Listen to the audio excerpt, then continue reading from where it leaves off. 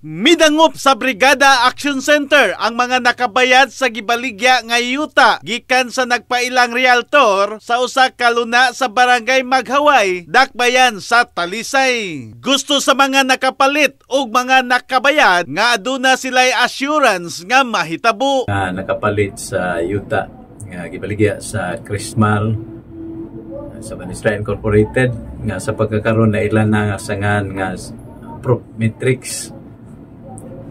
Nagka-problema mi kaniadto tungod kay ang saad nga ma-develop na lagay pa turnover ang yuta, wala matuman atong miaging tuig niya. Ang saad sila nga last quarter sa 2025 yang isaaran mi sa tag-iya nga muli ra siya refund sa 100% namong gibayad kung dili gyud mapalit ang yuta kay sumala pa sa among hibaw-an dili pa man gyud ilaha ang yuta.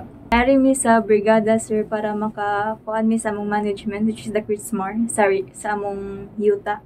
Kay I'm here in behalf sa akong mama kay akong underman sa name sa akong mama ang titulo.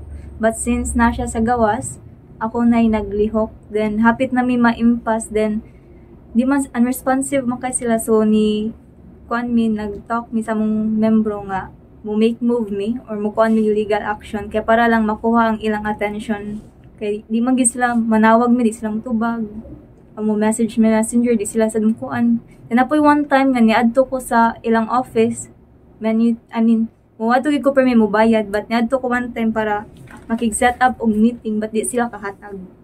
Nadiskubrihan sa mga buyer base sa ilang pagsusi ngadto sa Talisay City Hall usa di ay kini ka Farisland. Ug sa pag-arena mo ang among na kuan, among na diskubrihan kana daw yutaa kuan daw na siya, di na siya mabaligya og under kuan na siya kanang Farisland protected sa gobyerno.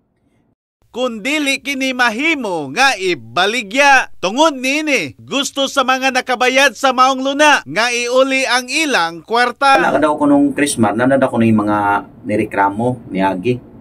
Yan na daw ko nung ang ibadlong nga dili na mamaligya o ganang yuta niya. Nakurat siya nga na inaabot nga kami ba nga nireklamo. Matud pa ang nagpailang realtor, wala muhatag kanila og kasiguraduhan. In the heart of changing lives, ako si Brigada Alan Tangkawan sa 90.7 Brigada News FM Cebu, the Music and News Authority.